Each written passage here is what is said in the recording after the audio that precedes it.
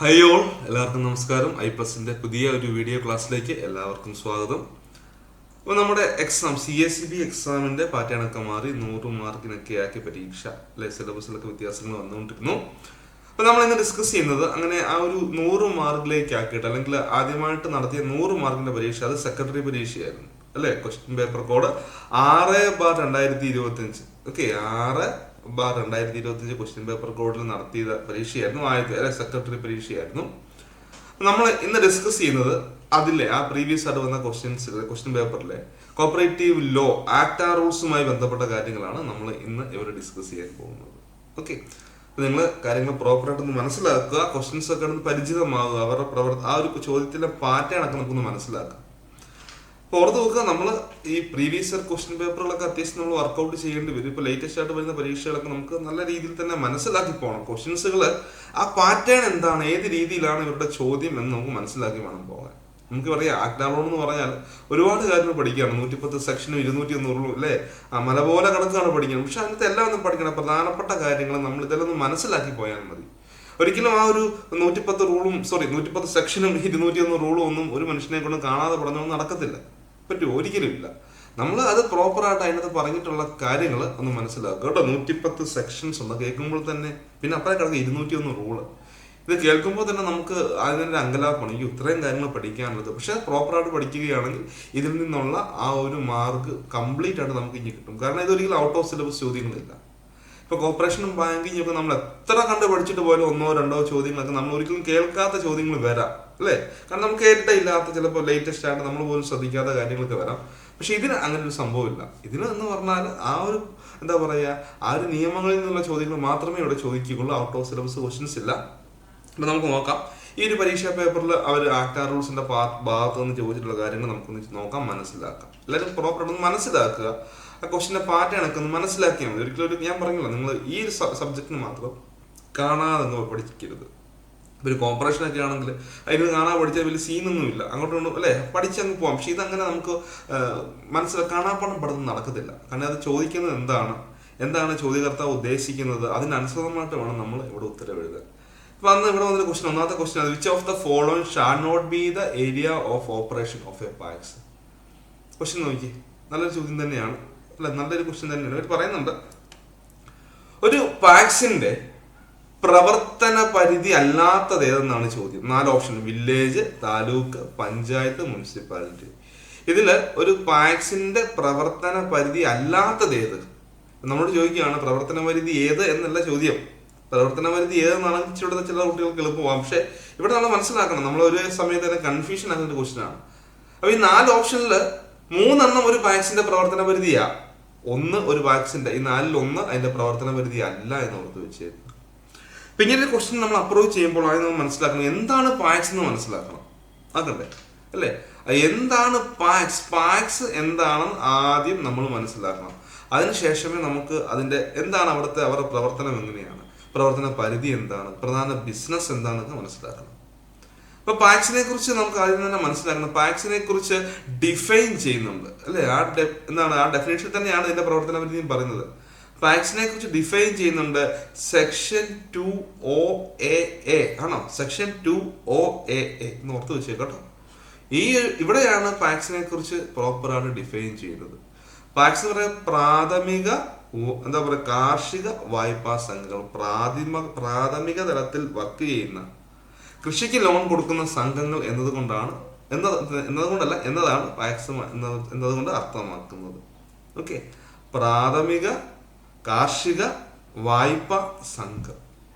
നമ്മുടെ സമൂഹത്തില് ഏറ്റവും കൂടുതലുള്ളത് പാക്സ് തന്നെയാണ്. നമ്മൾ എവിടെ നോക്കിയാലും നമ്മുടെ നാട്ടിൽ പാക്സ് ആണ്. സർവീസ് കോപ്പറേറ്റീവ് ബാങ്ക് കാണാം, അല്ലെങ്കിൽ നമുക്ക് കാണാം എന്താണ് പറയുക, ഫാർമേഴ്സ് സംഘങ്ങൾ കാണാം, ഫാർമേഴ്സ് കോപ്പറേറ്റീവ് സൊസൈറ്റിയിൽ ഫാർമേഴ്സ് ബാങ്കുകൾ കാണാം അല്ലേ, പറയുന്നത്. അപ്പൊ നമുക്ക് നോക്കാം എന്തൊക്കെയാണ്, അല്ലെങ്കിൽ റൂറൽ ബാങ്കുകൾ കാണാം. ഇതെല്ലാം പാക്സിന്റെ ഗണത്തിൽ പെടുന്നത്. നമുക്ക് നോക്കാം എന്താണെന്ന് നോക്കാം കേട്ടോ. According to section 2OAA, primary agricultural credit society means പറയാണ്, പ്രൈമറി അഗ്രികൾച്ചറൽ ക്രെഡിറ്റ് സൊസൈറ്റി എന്നാൽ എന്തൊക്കെ ഉൾപ്പെടും? ഒന്നാമത് പറയുന്നുണ്ട് സർവീസ് കോപ്പറേറ്റീവ് ബാങ്ക്. അപ്പൊ ഒരു പാക്സിൽ വരുന്ന ഒന്നാമതായിട്ട് പാക്സിൽ ഉൾപ്പെടുന്നതാണ് സർവീസ് കോപ്പറേറ്റീവ് ബാങ്ക്. നിങ്ങളുടെ നാട്ടിൽ നോക്കി, നിങ്ങളുടെ നാട്ടിൽ നിങ്ങൾക്ക് ഇവിടെ നോക്കി നിങ്ങൾക്ക് സർവീസ് കോപ്പറേറ്റീവ് ബാങ്ക് കാണത്തില്ലേ? പറയുകയാണ് ഒരു സർവീസ് കോപ്പറേറ്റീവ് ബാങ്ക് ആകാം, അല്ലെങ്കിൽ പറയുകയാണ് ബാങ്ക് എന്ന് വേണ്ട, അതിന് പറയുകയാണ് നിങ്ങളുടെ നാട്ടിൽ സർവീസ് കോപ്പറേറ്റീവ് സൊസൈറ്റി വരാം, ഇതും ബാങ്ക്സ് ആണ്. Service cooperative bank, service cooperative society.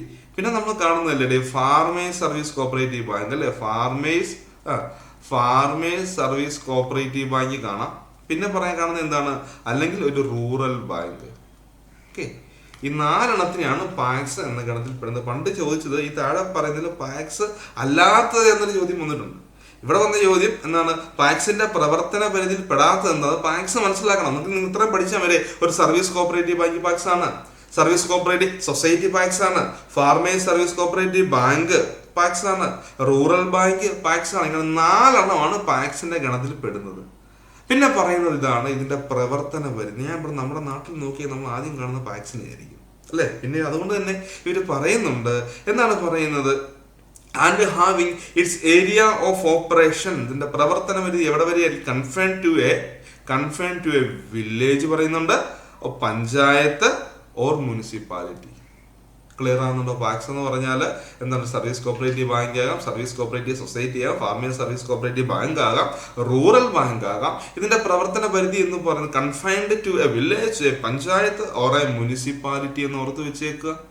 പിന്നെ പറയുന്നത് പ്രിൻസിപ്പൽ ഒബ്ജക്ട്, ഇവരുടെ പ്രധാനപ്പെട്ട ലക്ഷ്യം അല്ലെങ്കിൽ ഇവരുടെ പ്രധാനപ്പെട്ട ബിസിനസ് എന്താണ്, of which is to provide financial accommodation to its members, അവരുടെ അംഗങ്ങൾക്ക് സാമ്പത്തിക സഹായങ്ങൾ നൽകുക. എന്തിനാണ് സാമ്പത്തിക സഹായം നൽകുന്നത്? പറയുന്നുണ്ട് ഫോർ അഗ്രികൾച്ചറൽ പർപ്പസ്, കൃഷിക്ക് ആവശ്യമായിട്ട് അവർക്ക് ലോൺ കൊടുക്കുക അല്ലെങ്കിൽ അവർക്ക് സാമ്പത്തിക സഹായം ചെയ്യുക എന്ന ലക്ഷ്യത്തോടെ രൂപീകരിക്കുന്ന സംഘങ്ങളാണ് പാക്സ് എന്ന് ഓർത്ത് വെച്ചേക്കുക കേട്ടോ. പ്രൈമറി തലത്തിൽ രൂപീകരിക്കുന്ന സംഘമാണ് പാക്സ് എന്ന് ഓർത്ത് വെച്ചേക്കുക. Service cooperative bank, service cooperative society, farmers service cooperative bank and rural bank എന്ന് ഓർത്ത് വെച്ചേക്കുക. പിന്നെ പറയുന്നുണ്ട് ഇവര് നൽകുന്ന ലോണ്, ഇവര് കൃഷിക്കാർക്ക് വേണ്ടി ലോൺ നൽകുന്നു അല്ലെ, കൃഷിക്ക് ആവശ്യമായ കാര്യങ്ങൾക്ക് ലോൺ നൽകുന്നു. അപ്പോൾ അതിന്റെ പലിശ ഫിക്സ് ചെയ്യുന്നത് അല്ലെ, the rate of interest on such loans and advances and the area of operation shall be fixed by the registrar. അപ്പോൾ ഓർത്ത് വെച്ചേക്കുക അവരുടെ ലോണിന്റെ പലിശ എത്രയാണെന്നും പ്രവർത്തന പരിധി എന്താണെന്നും ഒക്കെ നിശ്ചയിക്കുന്ന ആരാണ്, അത് രജിസ്ട്രാർ ആണെന്ന് ഓർത്ത് വെച്ചേക്കുക. ഇത്രയും കാര്യങ്ങൾ നിങ്ങൾ ഇവിടെ നിന്ന് മനസ്സിലാക്കിയിട്ട് പോകണം കേട്ടോ. പിന്നെ ക്ലോസുകൾ പറയുന്നുണ്ട്, വേണ്ട അതിലേക്കൊന്നും ഞാൻ പോകുന്നില്ല. ഇനിയും പറഞ്ഞ ക്ലോസസ് ഇത്രയെങ്കിലും ഒന്ന് മനസ്സിലാക്കിയിട്ട് പോവുക. ഒരു ക്വസ്റ്റ്യൻ നമ്മൾ വായിക്കുമ്പോൾ, ക്വസ്റ്റ്യൻ പഠിക്കുമ്പോൾ ഇത്രയും കാര്യങ്ങൾ, ഒരു പ്രീവിയസ് ക്വസ്റ്റ്യൻ നമ്മൾ വായിച്ചു, അപ്പൊ നമ്മൾ ഇത്രയും കാര്യങ്ങളെങ്കിലും ഓർത്ത് വെച്ചേക്കുക. അപ്പൊ അതുകൊണ്ട് തന്നെ പാക്സിന്റെ പ്രവർത്തന പരിധി അല്ലാത്തത് താലൂക്കാണെന്ന് ഓർത്ത് വെച്ച് കേട്ടോ. താലൂക്കാണ്. താലൂക്ക് പ്രവർത്തന പരിധിയായി വരുന്നത് എന്തിനാന്ന് ചോദിച്ചാൽ അത് പീക്കാട് ബാങ്കിനെയാണ് അല്ലേ. പി കാർഡ് ബാങ്ക് കാർഷിക നമ്മുടെ സമൂഹത്തില് ലോങ് ടൈം ലോൺ കൊടുക്കുന്ന ആ ഒരു എന്താ പറയുക ടയർ 2 ടയറിലാന്ന് മനസ്സിലായ ഇൻസ്റ്റിറ്റ്യൂഷന് അതിന്റെ അപ്പെക്സിൽ KS കാർഡും പ്രൈമറി തലത്തിൽ പി കാർഡും വരുന്നത്. പി കാർഡിന്റെ പ്രവർത്തന പരിധി എന്ന് പറയുന്നത് ഒരു താലൂക്കായിരിക്കും കേട്ടോ. അത് മനസ്സിലാക്കി വെച്ചിരിക്കുക. അടുത്ത 2ാമത്തെ ക്വസ്റ്റ്യൻ ആണ്, dash is the authority liable to take decision to conduct election in a cooperative society. ഒരു സഹകരണ സംഘത്തില് എലക്ഷൻ നടത്താം അല്ലെ, അല്ലെങ്കിൽ എലക്ഷൻ നടത്താൻ തീരുമാനമെടുക്കേണ്ടത് ഈ താഴെ പറയുന്നതിൽ ഏത് അതോറിറ്റി ആണെന്നാണ് ചോദിക്കുന്നത് അല്ലെ. ഒരു എലക്ഷൻ നടത്തണം, എലക്ഷൻ കണ്ടക്ട് ചെയ്യണം എന്നുള്ള തീരുമാനമെടുക്കാൻ ലയബിൾ ആയിട്ടുള്ള, ബാധ്യസ്ഥരായിട്ടുള്ള ആ ഒരു അധികാരി താഴെ പറയുന്നതിൽ ഏതാണ്? ഒന്നാമത്തെ പറയുകയാണ് രജിസ്ട്രാർ, രണ്ടാമത് പറയാണ് ഗവൺമെന്റ്, ഓപ്ഷൻ സിയിൽ പറയുന്നത് മാനേജിംഗ് കമ്മിറ്റി ആൻഡ് ഓപ്ഷൻ ഡിയിൽ പറയുന്നത് ജനറൽ ബോഡി. ഇതിൽ ആരാണ് എലക്ഷൻ, ഒരു സംഘത്തിൽ എലക്ഷൻ നടത്തണം എന്നുള്ള തീരുമാനമെടുക്കുന്നത്? ഇപ്പൊ നമുക്കറിയാം ആരാണ് ആൻസർ വരിക, രജിസ്ട്രാർ വരത്തില്ല അല്ലെ, രജിസ്ട്രാർ വരത്തില്ല, ഗവൺമെന്റ് വരത്തില്ല. പിന്നെ ഇതുമായി ബന്ധപ്പെട്ട 2 കാര്യങ്ങൾ, ഒന്ന് മാനേജിംഗ് കമ്മിറ്റിയും ഒന്ന് പൊതുയോഗവുമാണ്. പൊതുയോഗമാണ് വോട്ട് ചെയ്യുന്നത്, പൊതുയോഗത്തിലെ അംഗങ്ങളാണ് ഇതിൽ ഈ ഇലക്ഷനിൽ വോട്ട് ചെയ്യുന്നത്. എന്നാൽ ഇലക്ഷൻ നടത്തണം എന്നുള്ള തീരുമാനം കണ്ടക്ട് ചെയ്യുന്നത് അത് സംഘത്തിന്റെ മാനേജിംഗ് കമ്മിറ്റിയാണ് എന്നോർത്ത് വെച്ചേക്കുക. എന്താണ് മാനേജിംഗ് കമ്മിറ്റിയാണ്? ഒരു മാനേജിംഗ് കമ്മിറ്റിയുടെ നിലവിൽ ഇപ്പോൾ ഒരു കമ്മിറ്റി വർക്ക് ചെയ്യാന്ന് വിചാരിക്കുക. ഒരു കമ്മിറ്റിയുടെ കാലാവധി എത്ര നാളാണ്? 5 years from the date of election. 5 years from the date of election.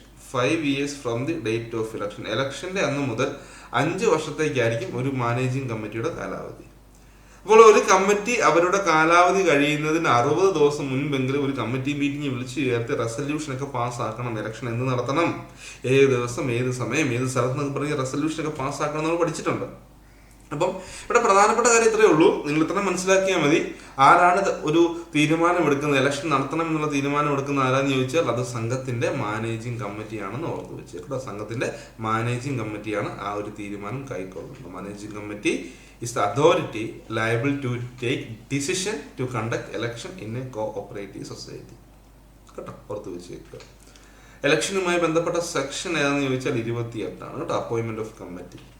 ആരാണ് വോട്ട് ചെയ്യുക എന്ന് ചോദിച്ചാൽ സംഘത്തിന്റെ പൊതുയോഗത്തിലുള്ളവരാണ്. സംഘത്തിന്റെ പൊതുയോഗമാണ് the final authority of a cooperative society. ഒരു സംഘത്തിന്റെ ഫൈനൽ അതോറിറ്റി അല്ലെങ്കിൽ പരമാധികാരം എന്നൊക്കെ പറഞ്ഞ് ജനറൽ ബോഡി അല്ലെങ്കിൽ പൊതുയോഗമാണ്. ആസ് പെർ സെക്ഷൻ 27 ഓർത്ത് വെച്ചേക്കുക.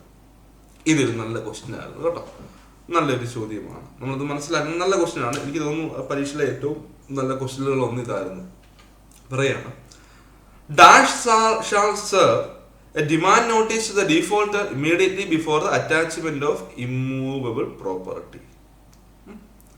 എന്താണ് ഇവിടെ പറയുന്നത്? ഒരു ഡിമാൻഡ് നോട്ടീസ് നൽകണം ഡിഫോൾട്ടർ. അതായത് ഒരു വ്യക്തി, ഒരു മെമ്പറുടെ സംഘത്തിൽ നിന്ന്, നമ്മളെ ഓർത്ത് നോക്കുക, 5 ലക്ഷം രൂപ ഒരു വ്യക്തി ലോൺ എടുത്തു. അവന്റെ ഇമ്മൂവബിൾ പ്രോപ്പർട്ടി അവിടെ സെക്യൂരിറ്റി ആയി തന്നുകൊണ്ട് ഒരു 5 ലക്ഷം രൂപ ലോൺ എടുത്തു. കാലാവധി കഴിഞ്ഞു, നോട്ടീസ് അയക്കുന്നു, അവനെ പോയി കാണുന്നു. ഏതൊരു രീതിയിൽ അവൻ ക്യാഷ് അടയ്ക്കുന്നില്ല. അവൻ ക്യാഷ് അടയ്ക്കുന്നില്ല എന്നുണ്ടെങ്കിൽ നമ്മൾ നേരെ അടുത്ത് ചെയ്യാൻ പോകുന്നത് കേസ് എടുക്കുക എന്നുള്ളതാണ്. ആർബിട്രേഷൻ ഫയൽ ചെയ്യുക എന്നുള്ള കാര്യമേ ഉള്ളൂ. നമ്മളെ ഡിപ്പാർട്ട്മെന്റുകാർ നോക്കിയുള്ളൂ.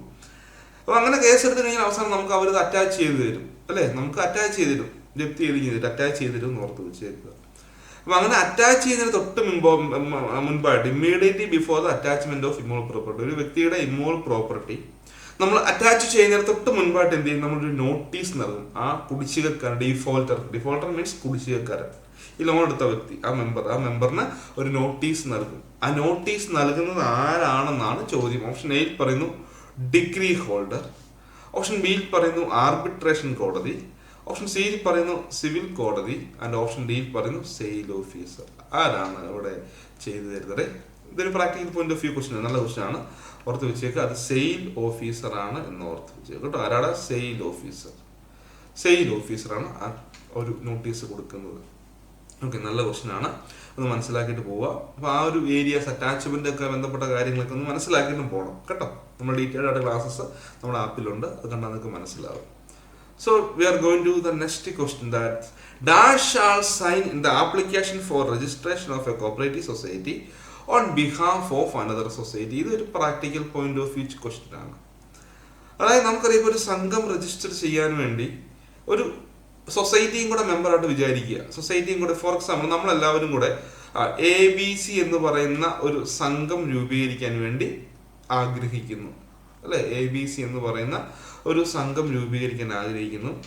ഇവിടെ ഇൻഡിവിജ്വൽസ് മാത്രമല്ല മെമ്പേഴ്സ് ആയിട്ടുള്ളതെന്ന് വിചാരിക്കുക. ഇൻഡിവിജ്വൽസ് മാത്രമല്ല, ഇവിടെ ഒരു സൊസൈറ്റിയും കൂടെ നമ്മുടെ കൂടെ കൂടുകയാണ്. ഞങ്ങളും കൂടാന്ന് പറയുന്ന ഒരു സംഘം കൂടെ നമ്മുടെ കൂടെ ഈ സംഘം രജിസ്റ്റർ ചെയ്യാൻ വേണ്ടി കൂടുകയാണ്. ഇപ്പോൾ സംഘം എന്താണ്? സൊസൈറ്റി. നമുക്കറിയാം, ഒരു സംഘത്തിന് മറ്റൊരു സംഘത്തിന് മെമ്പർ ആകുന്നതിന് പ്രശ്നമൊന്നുമില്ല. അപ്പൊ ഈ സംഘവും നമ്മുടെ മെമ്പറായിട്ട് വരികയാണ്, അല്ലേ? നമ്മൾ കുറച്ചൊരു 10-30 ഇൻഡിവിജ്വൽസ് ഉണ്ട്, പ്ലസ് ഈ ഒരു സംഘവും കൂടെ നമ്മുടെ കൂടെ മെമ്പറായിട്ട് വരിക എന്ന് വിചാരിച്ചേക്കുക. അപ്പൊ ഈ അപേക്ഷ, registration of a cooperative society, സംഘം രജിസ്റ്റർ ചെയ്യാൻ നമ്മൾ അപേക്ഷ കൊടുക്കും. ഏത് പ്രകാരമാണെന്ന് ചോദിച്ചാൽ സെക്ഷൻ 6 റൂൾ 3 പ്രകാരമാണ് നമ്മൾ രജിസ്ട്രാറിന്റെ മുൻപാകെ അപേക്ഷ കൊടുക്കുന്നത്. സംശയമൊന്നുമില്ലല്ലോ, രജിസ്ട്രാറിന്റെ മുൻപാകെ നമ്മൾ അപേക്ഷ കൊടുക്കും. അപ്പൊ അങ്ങനെ അപേക്ഷ കൊടുക്കുമ്പോൾ നമുക്കറിയാം, അപേക്ഷകരെല്ലാവരും ഇതിൽ ഒപ്പിട്ടിരിക്കണം. ഈ അപേക്ഷയിൽ ആരൊക്കെയാണോ ഇതിലെ അപേക്ഷകർ, അവന്മാരെല്ലാവരും ഇതിൻ്റെ അകത്ത് ഒപ്പിടണം. പിന്നെ 30 ഇൻഡിവിജ്വൽസ് ഉണ്ട്, എന്നെ നിങ്ങളും കൂടി 30 പേരുണ്ടെങ്കിൽ നമ്മുടെ ഒപ്പം നമ്മളും കിടും, നമ്മൾ അപേക്ഷകനാണ്, നമ്മളും കിടും. ഇപ്പൊ ഇവിടെ പറയുന്ന ഇതാണ്, ഇപ്പൊ ഒരു സംഘം മെമ്പറായി വരുമ്പോൾ ആ സംഘത്തിനെ പ്രതിനിധീകരിച്ചുകൊണ്ട് ആ അപേക്ഷയിൽ ഒപ്പിടുന്നത് ആരാന്നാണ് ചോദ്യം, അല്ലെ? Dash shall sign in the application for registration of a cooperative society on behalf of another society. മറ്റൊരു സംഘത്തിന്, അതായത് ഈ സംഘത്തിന് എന്താ പേരുന്നത്? XYZ എന്ന് ആലോചിച്ച് നോക്കിയ സംഘത്തിന്റെ പേര് XYZ. ഈ സംഘത്തിനെ പ്രതിനിധീകരിച്ചുകൊണ്ട് ആരാണ് ആ അപേക്ഷയിൽ ഒപ്പിടുന്നത്? ഓപ്ഷൻ എയിൽ പറയുന്നു any managing committee member authorised by the committee. Committee അധികാരപ്പെടുത്തിയ ഏതെങ്കിലും ഒരു managing committee member. Option B പറയാണ് എനി പേഴ്സൺ, അതായത് കമ്മിറ്റി അധികാരപ്പെടുത്തി ഓതറൈസ് ചെയ്തിട്ടുള്ള ഏതെങ്കിലും ഒരു വ്യക്തി. ആദ്യം പറഞ്ഞത് കമ്മിറ്റി അധികാരപ്പെടുത്തി വിട്ട ഏതെങ്കിലും ഒരു കമ്മിറ്റി മെമ്പർ എന്നാണ് ആദ്യം പറയുന്നത്. രണ്ടാമത് പറയുന്നത് any person authorised by the committee, അതായത് എനി പേഴ്സൺ ഓതറൈസ്, കമ്മിറ്റി അധികാരപ്പെടുത്തി ഏതെങ്കിലും ഒരു പേഴ്സൺ, ഇൻഡിവിജ്വൽ ആകാം. അടുത്ത പറയുന്നത് any member authorised by the committee, committee authorise ചെയ്ത ഏതെങ്കിലും ഒരു മെമ്പർ, അല്ലെ സംഘത്തിലെ ഏതെങ്കിലും മെമ്പർ ആവാം. ആദ്യം പറഞ്ഞു കമ്മിറ്റി അധികാരപ്പെടുത്തി വിട്ടിട്ടുള്ള കമ്മിറ്റി മെമ്പർ തന്നെയാണെന്നാണ് ഓപ്ഷൻ എയിൽ പറയുന്നത്, മനസ്സിലാക്കുന്ന പോയിന്റ്. രണ്ടാമത് പറയുന്നത് കമ്മിറ്റി അധികാരപ്പെടുത്തിയ ഏതെങ്കിലും ഒരു വ്യക്തി, എനി പേഴ്സൺ, ഏതെങ്കിലും ഒരു വ്യക്തിയായിരിക്കാം. ഓപ്ഷൻ സിയിൽ പറയാണ് any member authorised by the committee, committee അധികാരപ്പെടുത്തി വിട്ട ഏതെങ്കിലും ഒരു അംഗമാകാം. ഓപ്ഷൻ ഡിയിൽ പറയാണ് any employee authorised by the committee, committee authorise ചെയ്ത് വിട്ടുള്ള ഏതെങ്കിലും ഒരു ജീവനക്കാരനാകാം. അപ്പൊ ഇതിൽ ആരാണ് ഒരു സംഘത്തിനെ പ്രതിനിധീകരിച്ചുകൊണ്ട്, അല്ലെ, ഒരു സംഘത്തിനെ പ്രതിനിധീകരിച്ചുകൊണ്ട് അപേക്ഷയിൽ ഒപ്പുവെക്കുന്നത് എന്ന ചോദ്യം മനസ്സിലാക്കണം. ഇവിടെ എപ്പോഴും ഓർക്കേണ്ട ആൻസർ വരുന്നത് എനി മാനേജിംഗ് കമ്മിറ്റി മെമ്പർ കേട്ടോ. ഇനി managing committee member authorised by the committee, committee റെസല്യൂഷനിലൂടെ, ചുമ്മാ നിന്നെ അങ്ങ് പറഞ്ഞു വിട്ടേക്കാന്നല്ല, കമ്മിറ്റി അവിടെ ഒരു റെസല്യൂഷൻ, ഒരു പ്രമേയം പാസ്സാക്കും. അങ്ങനെ ആ പ്രമേയം പാസ്സാക്കി ആരെയാണോ കമ്മിറ്റി അധികാരപ്പെടുത്തുന്നത് ആ വ്യക്തിയായിരിക്കും ഇതിൽ ഒപ്പിടുന്നത് എന്ന് ഓർത്ത് വെച്ചേക്കുക. അപ്പൊ ഈ റെസല്യൂഷന്റെ കോപ്പിയും കൂടെ അതിനോട് പിൻ ചെയ്ത് വെക്കും കേട്ടോ, എന്ന് ഓർത്ത് വെച്ചേക്കുക. ഇനി managing committee member authorised by the committee എന്ന് ഓർത്ത് വെച്ചേക്കുക. കമ്മിറ്റി അധികാരപ്പെടുത്തി വിട്ടിട്ടുള്ള, റെസല്യൂഷനിലൂടെ അധികാരപ്പെടുത്തി വിട്ടുള്ള ഏതെങ്കിലും ഒരു മാനേജിംഗ് കമ്മിറ്റി മെമ്പർ ആയിരിക്കും സംഘത്തിന്റെ പ്രതിനിധിയായിട്ട് അതിൽ ഒപ്പുവെക്കുന്നത് എന്ന് ഓർത്ത് വെച്ചേക്കുക. അത് മാത്രമല്ല ഈ റെസല്യൂഷന്റെ കോപ്പിയും കൂടെ നമ്മൾ അപേക്ഷയുടെ ഒപ്പം എന്ത് ചെയ്യും, പിൻ ചെയ്ത് വിടും എന്ന് ഓർത്ത് വെച്ചേക്കുക കേട്ടോ. അടുത്ത ക്വസ്റ്റ്യൻ ആണ് after option of the attached property. നല്ല question, it's a very good question. After option of the attached property the highest bidder shall deposit a sum of money equal to dash percentage of the price of immovable property with the sale officer. എന്താണ് ഇവിടെ അർത്ഥമാക്കുന്നത്? ഇത് നല്ല question ആണ്, എനിക്ക് ഇഷ്ടപ്പെട്ടു. Nice question. അതായത് നമ്മൾ നേരത്തെ പറഞ്ഞ പോലെ സംഘത്തിന്റെ പേരിലേക്ക് സ്ഥലം ജപ്തി ചെയ്ത് മേടിച്ചു വരുത്തുന്നുണ്ട്, അല്ലേ? 5 ലക്ഷം രൂപ, 5 ലക്ഷം രൂപയുടെ ലോൺ ആയിരുന്നു. അതിന്റെ പലിശ എല്ലാവരും കൂട്ടിയപ്പോൾ ഏകദേശം ഒരു പ്ലസ് 3 ലക്ഷം രൂപ പലിശയെന്ന് വിചാരിച്ചു, 5-6 വർഷം കൂടെ. അപ്പൊ 8 ലക്ഷം രൂപയുടെ ഇതാണ്, അല്ലേ? ഉദാഹരണം ഞാൻ പറയാം, ഇതിപ്പോ നമ്മുടെ സംഘത്തിന്റെ പേരിലേക്ക് കൂട്ടി ചേർത്തു, അല്ലേ? കാരണം നമ്മൾ അറ്റാച്ച് ചെയ്ത പ്രോപ്പർട്ടി, അപ്പൊ അറ്റാച്ച് ചെയ്ത പ്രോപ്പർട്ടി നമ്മൾ എന്ത് ചെയ്യണം? നമ്മളിപ്പോൾ സംഘത്തിന്റെ പേരിലേക്ക് ഒരിക്കലും ലോൺ അടയ്ക്കുന്നില്ല എന്നുണ്ടെങ്കിൽ ആ സ്ഥലം നമ്മൾ ജപ്തി ചെയ്ത് സംഘത്തിന്റെ പേരിൽ കൂട്ടും, നോൺ ബാങ്കിങ് അസറ്റ് എന്ന രീതിയിലാണ് വരിക. അത് നമ്മൾ എന്ത് ചെയ്യണം എന്നാണ് പറയുക? അത് നമ്മൾ ഓപ്ഷൻ ചെയ്യണം. അതെന്നും ഇങ്ങനെ സംഘത്തിന്റെ പേര് ഇട്ടുകൊണ്ടിരിക്കാൻ പറ്റത്തില്ല. അത് നമ്മൾ ലേലം ചെയ്യണം എന്ന് ഓർത്ത് വെച്ചേക്കുക. ഇവിടെ പറയണം അങ്ങനെ നമ്മളിപ്പോൾ ഓപ്ഷൻ ചെയ്യുകയാണ്. ഇപ്പൊ ഇന്നത്തെ ദിവസം ഓപ്ഷനാണ്, ഓക്കെ. ഇന്ന് നമ്മൾ ഓപ്ഷൻ ചെയ്യും. 8 ലക്ഷം രൂപയിലാണ് തുടക്കം എന്ന് വിചാരിക്കുക സ്ഥലത്തിന്റെ. ഓരോ ആൾക്കാർ വിളിക്കും 8,10,000, 8,20,000 അങ്ങനെ വിളിച്ച് അറിയാലോ, ലേലം വിളിക്കുന്നു. അപ്പൊ അതിൽ വിജയിച്ച വ്യക്തിക്ക് ഏകദേശം ഇതൊരു 10 ലക്ഷം രൂപയ്ക്കാണ് അവൻ ലേലം വിളിച്ച് ഈ സ്ഥലം എടുത്തെന്ന് നിങ്ങൾ വിചാരിക്കുക. എത്ര ലക്ഷം രൂപയ്ക്കാണ്? 10 ലക്ഷം രൂപയ്ക്കാണ് ആ വ്യക്തി ഈ സ്ഥലം ലേലം വിളിച്ച് എടുത്തത്. ഏറ്റവും ഹയസ്റ്റ് ബിഡറാണ്. അപ്പൊ ഇവന് ആ എത്ര രൂപയ്ക്കാണോ വിളിച്ചത്, അല്ലെ, after option of the attached property the highest bidder shall deposit a sum of money equal to dash percentage of the price of the immovable property with the sale officer. അപ്പം ഇവിടെ പറയുകയാണ് എത്ര രൂപ, അല്ലെ, ആ പ്രോപ്പർട്ടിയുടെ എത്ര ശതമാനം രൂപ അവൻ അന്ന് അവരുടെ ഡെപ്പോസിറ്റ് ആയിട്ട് കെട്ടിവെക്കണം എന്നാണ് ചോദിക്കുക. നമ്മൾ ബിഡ് ചെയ്ത് വരുമ്പോൾ, അല്ലെ, ആ ഓപ്ഷന് ശേഷം ആഫ്റ്റർ ഓപ്ഷൻ അതിൽ ആർക്കാണോ ആ സ്ഥലം ലേലത്തിൽ കിട്ടിയിട്ടുള്ളത് അവൻ ആ സ്ഥലത്തിന്റെ എത്ര ശതമാനം രൂപ അവിടെ എന്ത് ചെയ്യണം? അവിടെ ഡെപ്പോസിറ്റ് ചെയ്യണം. ഓക്കെ, ഡെപ്പോസിറ്റ് ചെയ്യണം. ആരുടെ? സെയിൽ ഓഫീസറുടെ പക്കൽ ഡെപ്പോസിറ്റ് ചെയ്യണം. അപ്പം എത്ര ശതമാനം രൂപയാണ് അവൻ ഡെപ്പോസിറ്റ് ചെയ്യേണ്ടതെന്നാണ് ചോദ്യം. ഓപ്ഷൻ എയിൽ പറയുന്നു 5%, ഓപ്ഷൻ ബി പറയുന്നു 10%, ഓപ്ഷൻ സിയിൽ പറയുന്നു 15%, ഓപ്ഷൻ ഡിയിൽ പറയുന്നു 20%. ഇപ്പം എത്ര ശതമാനം രൂപ അവൻ അവിടെ നിക്ഷേപിക്കണം, ഡെപ്പോസിറ്റ് ചെയ്യണം എന്ന് ചോദിച്ചാൽ ഓർത്ത് വെച്ചേക്ക്. ഇനിയും വരുന്ന പരീക്ഷകൾക്കും ഈ ഒരു ചോദ്യം ചോദിക്കാം. ഓർത്ത് വെച്ചേക്ക് 15% ഓർത്ത് വെച്ചേക്ക് കേട്ടോ. ഓക്കെ, 15% അവിടെ ഡെപ്പോസിറ്റ് ചെയ്യേണ്ട തുക എന്ന് ഓർത്ത് വെച്ചേക്കുക. അടുത്തൊരു ക്വസ്റ്റ്യൻ ആണ്, an award shall be executed within dash year. ഇത് നല്ല ക്വസ്റ്റ്യൻ ആണ് അല്ലെ. ഒരു വിധി വന്നു, ഒരു അവാർഡ് വന്നാൽ ആ അവാർഡ് എത്ര നാളുകൾക്കാവട്ടെ എക്സിക്യൂട്ട് ചെയ്യണം എന്നാണ് ചോദ്യം. ഒരു വിധി വന്നാൽ ആ വിധി വിധി വന്ന് എത്ര വർഷങ്ങൾക്ക് ഉള്ളിൽ അത് നടപ്പാക്കണം. എക്സിക്യൂട്ട് ചെയ്യുന്ന പറഞ്ഞാൽ നടപ്പാക്കുക എന്ന് പറയും അല്ലെ. എക്സിക്യൂട്ട് ചെയ്യുക എന്ന് പറഞ്ഞാൽ നടപ്പാക്കുക, എത്ര നാളുകൾക്കാവട്ടെ അത് നടപ്പാക്കണം എന്ന് ഓർത്ത് വെച്ചേക്കുക. ഓപ്ഷൻ എയിൽ പറയുന്നു 3 വർഷം, ഓപ്ഷൻ ബി പറയുന്നു 5 വർഷം, ഓപ്ഷൻ സി പറയുന്നു 7 വർഷം, ഓപ്ഷൻ ഡി പറയുന്നു 12 വർഷം. ഇത് പഠിച്ചിട്ടുള്ളതാണ് എല്ലാവരും അല്ലെ. ഒരു വിധി വന്നു കഴിഞ്ഞാൽ വിധി വന്ന് 12 വർഷത്തിനകമായിട്ട് അത് നടപ്പാക്കണം എന്ന് ഓർത്ത് വെച്ചേക്കുക കേട്ടോ. അൻ അവാർഡ് ഷാൾ ബി എക്സിക്യൂട്ടഡ് അല്ലെ. അൻ അവാർഡ് ഓർത്ത് വെച്ചേക്ക്. അവാർഡ് വന്നു കഴിഞ്ഞാൽ അവാർഡ് അല്ലെങ്കിൽ വിധി വന്ന് 12 വർഷത്തിനകമായിട്ട് അത് നടപ്പാക്കണമെന്ന് ഓർത്ത് വെച്ചേക്കുക. ഓക്കെ, ക്ലിയർ അല്ലേ?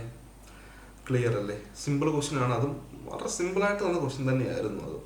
ഓക്കെ, അടുത്ത ക്വസ്റ്റ്യൻ ആണ്, application for registration of an apex dairy cooperative society. ഇപ്പം ഒന്ന് മനസ്സിലാക്കി ഏത് സംഘമാണ് ഇവിടെ രജിസ്റ്റർ ചെയ്യാൻ വേണ്ടി അപേക്ഷ നൽകുന്നത്? ഏതാണ്? Apex dairy cooperative society. അപ്പൊ പറയാണ്, ഒരു അപ്പെക്സ് ഡയറി കോഓപ്പറേറ്റീവ് സംഘം രജിസ്റ്റർ ചെയ്യാൻ വേണ്ടിയുള്ള അപേക്ഷ ആരുടെ മുൻപാകെ സബ്മിറ്റ് ചെയ്യണം? ഓപ്ഷൻ എയിൽ പറയുന്നു രജിസ്ട്രാർ ഓഫ് കോഓപ്പറേറ്റീവ് സൊസൈറ്റി. നമ്മുടെ സഹകരണ സംഘം രജിസ്ട്രാറിന്റെ പക്കലാണോ കൊടുക്കേണ്ടത്? ഓപ്ഷൻ ബി പറയുന്നുണ്ട് ഡയറക്ടർ ഓഫ് ഇൻഡസ്ട്രീസിന്റെ ഡയറക്ടറിന്റെ മുൻപാകെയാണ്. Option C director of dairy ആണോ? ഓപ്ഷൻ ഡി പറയുന്നത് നൺ ഓഫ് ദിസ്. അപ്പൊ ആരുടെ മുൻപാകെയാണ് ഇത് നൽകേണ്ടത് എന്നോർത്ത് വെച്ചേക്കുക. അപ്പൊ എല്ലാവരും ഓർക്കും രജിസ്ട്രാർ എന്നായിരിക്കും എല്ലാവരുടെയും മനസ്സിൽ ഓർക്കുന്നത്, ശരിയല്ലേ? പക്ഷെ രജിസ്ട്രാർ അല്ല ഇവിടെ ആൻസർ വരുന്നത്. ഇവിടെ answer director of diary department കേട്ടോ. ഡയറക്ടർ ഓഫ് ഡയറി ഡിപ്പാർട്ട്മെന്റ് ആണെന്ന് ഓർത്ത് വെച്ചേക്കുക. ഇപ്പൊ രജിസ്ട്രേഷൻ നമുക്ക് ഡയറക്ടർ ഓഫ് ഡയറി ഡിപ്പാർട്ട്മെന്റിന്റെ മുൻപാകെ കൊടുത്താൽ മതി. എന്നാൽ ഇവിടെ മനസ്സിലാക്കേണ്ടത് ഇവരുടെ ഓഡിറ്റ് കണ്ടക്ട് ചെയ്യുന്ന ആരാന്ന് ചോദിക്കും. ഓഡിറ്റ് കണ്ടു നമ്മുടെ DCA തന്നെയാണ്, നമ്മുടെ കോഓപ്പറേറ്റീവ് ഡിപ്പാർട്ട്മെന്റിന്റെ ഡയറക്ടർ തന്നെയാണ് ഇവിടെ എന്ത് ചെയ്യുക, ഇവിടെ ഓഡിറ്റ് കണ്ടക്ട് ചെയ്യുന്നതെന്ന് ഓർത്ത് വെച്ചാൽ രജിസ്ട്രേഷൻ അവർക്ക് അവരുടെ ഡയറക്ടർ ഉണ്ട്. ഡയറി ഡിപ്പാർട്ട്മെന്റ് ഡയറക്ടറിന് മുൻപായാണ് രജിസ്ട്രേഷൻ അപേക്ഷ കൊടുക്കുക. പക്ഷെ അവർ ഓഡിറ്റ് നടത്തുന്ന സഹകരണ സംഘം ഡയറക്ടർ തന്നെ, DCA. നമ്മുടെ സെക്ഷൻ 63 പ്രകാരം അപ്പോയിന്റ് ചെയ്തിട്ടുള്ള DCA ആയിരിക്കും ഇവരുടെയൊക്കെ ഓഡിറ്റുമായി ബന്ധപ്പെട്ട കാര്യങ്ങൾ നോക്കുന്നത്. ആ സഹകരണ സംഘം ഡയറക്ടർ തന്നെയാണെന്ന് ഓർത്ത് വെച്ചേക്കുക. പക്ഷെ രജിസ്ട്രേഷന് ഡയറി ഡിപ്പാർട്ട്മെന്റിന്റെ ഡയറക്ടറിന്റെ മുൻപായി കൊടുത്താൽ മതി കേട്ടോ. ഓക്കെ, അത് ആ വ്യക്തിക്ക് രജിസ്ട്രാറിന്റെ അധികാരങ്ങളുണ്ടെന്ന് ഓർത്ത് വെച്ചേക്കുക. അടുത്തൊരു ക്വസ്റ്റ്യൻ, ഇത് നല്ല ക്വസ്റ്റ്യൻ ആണ്. Dash shall have a power to regulate the working of a society. ഒരു സംഘത്തിന്റെ പ്രവർത്തനത്തെ